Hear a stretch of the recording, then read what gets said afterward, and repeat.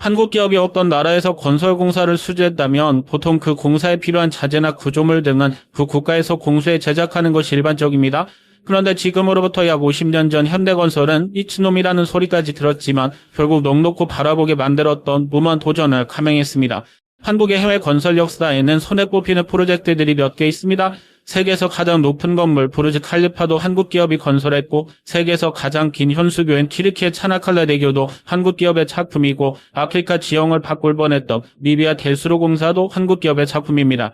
그런데 20세기 최대 규모 공사는 사우디아라비아에서 현대건설이 만든 주벨 산업항입니다. 오일 쇼크로 폭등한 원유가 덕분에 전 세계 모든 돈이 중동으로 몰리기 시작하자 사우디는 물들어올 때 노젓는다며 동부 주벨 지역에 산업항을 건설하기로 했습니다. 9억 6천만 달러가 투입된 어마어마한 규모였는데 사우디는 이 사업에 참여해달라며 전 세계 9개 기업에게 입찰 초청장을 보냈습니다.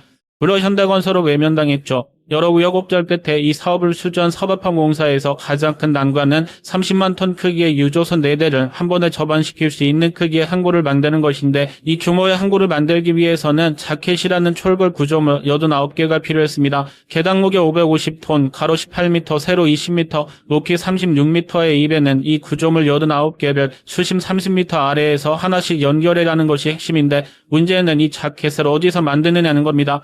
이때 현대 창업주 정주영의 결단력이 빛을 발했습니다. 해보기나 해봤어라는 명언으로 유명한 그는 울산 조선소에서 자켓을 제작해 사우디 현장으로 수송하기로 했는데, 이는 실로 무모한 도전이 아닐 수 없습니다. 왜냐하면 울산에서 주베일까지 항해 거리가 12,000km인데다 최대한 이동거리를 줄이려면 대만과 필리핀을 지나 말라카 해협을 건너야 했으니까요. 말라카 해협에 시도 때도 없이 태풍이 불어 자칫 바지선이 전복되거나 충돌한다면 공사는 전면 중단을 선언해야 합니다. 더 큰 문제는 수송 방법. 한 개에 550톤에 달하는 거대한 자켓 89개를 옮기려면 엄청난 창의력이 필요한데, 정 회장은 뗏목 수송 작전에서 그 해답을 찾았습니다. 15,800톤급과 5,500톤급 바지선 2척을 연결해 자켓 5개를 한 번에 수송하겠다는 것이죠. 5개씩 한 세트로 89개의 자켓을 전부 옮기려면 총 19번의 왕복 항해가 필요했는데, 선적과 하역의 각 10일, 왕복 항해에 70일이니 89개를 전부 옮기기까지 적지 않은 시일이 소요됐죠. 이렇게 무모한 뗏목 작전을 본 사우디 관계자뿐 아니라 전 세계 건설업체 관계자들이 매번 한국에서 바지선이 도착할 때마다 넋을 놓고 지켜봤다고 하는데요. 이렇게 무모해 보였던 뗏목 수송 작전으로 결국 현대건설은 사우디를 포함한 중동에서 큰 신뢰도를 쌓았고, 이후 어마어마한 프로젝트를 수주하는 단골 손님이 됐으며, 이 수송 작전은 지금도 많은 기업들이 정석처럼 활용하는 방법이 됐습니다. 그런데 지금 한국 땅에서 주벨 산업항 못지않은 거대한 구조물 옮기기 작업이 진행되고 있습니다. 안녕하세요, 지스멘털입니다. 천혜의 자연환경으로 누구나 가보고 싶은 섬으로 꼽히지만 여행이 함부로 허락되지 않는 섬이 있습니다. 울릉도인데요. 배가 아니면 갈 방법이 없는 섬인데다 파도가 높거나 기상이 악화되면 배조차 뜨지 않고, 설사 입도했다 하더라도 나오는 날 기상이 악화되면 빠져나올 수 없는 섬이니까요. 날씨가 허락한다고 함부로 들어갈 수도 없습니다. 왜냐하면 울릉도에 갈 수 있는 배편은 강릉항, 동해묵호항, 울진후포항, 포항 총 4곳에서 뜨는데 기본 2시간 이상 배를 타야 해 멀미가 있는 사람은 쉽게 도전할 엄두도 내지 못하죠. 그런데 지금 현재 울릉도에 하늘길이 열리고 있다는 사실을 알고 계시나요? 총 6,651억 원의 공사비를 투입해 길이 1,200m급 활주로와 역의 터미널이 들어서고 50인승 이하 소형 항공기 취항을 목표로 지금 현재 탑비 건설 중인 울릉공항, 지금 살펴보겠습니다. 국토채 동단에 배 타고 3시간 가까이 가야 한 후 맷단섬에 공항이 지어지는 것은 육지와 섬을 잇는 연륙교 건설이 불가능하기 때문입니다. 그도 그럴 것이 가장 가까운 축변항에서 울릉도까지 직선거리가 130km가 넘기 때문이죠. 만약 축변항에서 울릉도를 잇는 연륙교를 건설하면 세계에서 가장 긴 다리가 될 것이 확실한데, 현재 기술력으로는 불가능한 것이 사실입니다. 이에 우리 정부는 지난 2011년 4차 공항개발 중장기 종합계획을 통해 연륙교 건설이 불가능하고 먼 바닷길 이용이 불가능한 도서지역을 육지와 더 편리하게 연결해 국민들의 삶의 질을 제고하고 국민들에게 다양한 여가활동을 제공하겠다는 목적으로 도서지역의 소형공항 건설 사업을 추진 중에 있습니다. 만약 울릉공항이 계획대로 2025년 완공된다면 서울과 울릉도가 1일 생활권이 되는데, 울릉도, 백령도, 흑산도 등 도서지역 소형공항 중 가장 먼저 지어지는 울릉공항은 제주 국제공항에 이어 다리로 이어지지 않은 섬 지역에 건설되는 두 번째 공항이 됩니다. 그런데 이 울릉공항 건설 난이도가 상상을 초월합니다. 2011년 종합계획이 세워지고 2023년 예비 타당성 조사, 2015년 기본계획 고시에 이어 2016년 입찰이 시작됐으나 처음 입찰에 나섰던 업체들이 전부 포기하면서 유출됐습니다. 왜냐하면 공사 난이도가 국내 건설사업 역사상 최대 난공사로 꼽히니까요. 수심 때문에 그렇습니다.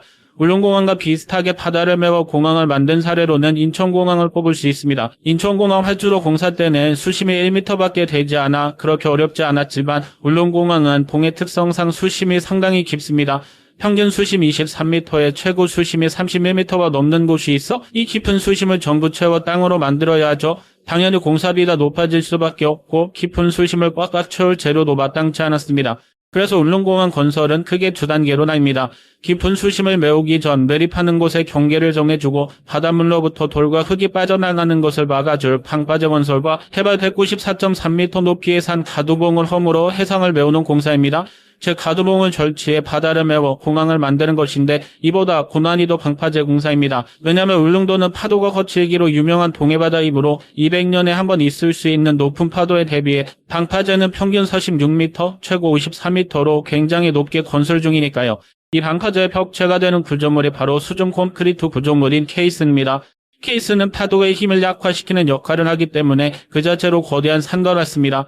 보통 항만공사에서 사용되는 공법이지만 국내에서는 울릉공항 건설에 최초로 도입했죠. 그런데 케이스의 모양이 동일하지 않고 직사각형, 정사각형뿐 아니라 원형사각형, 뾰족한 사각형, 마른 목골 사각형 등등 제각각입니다.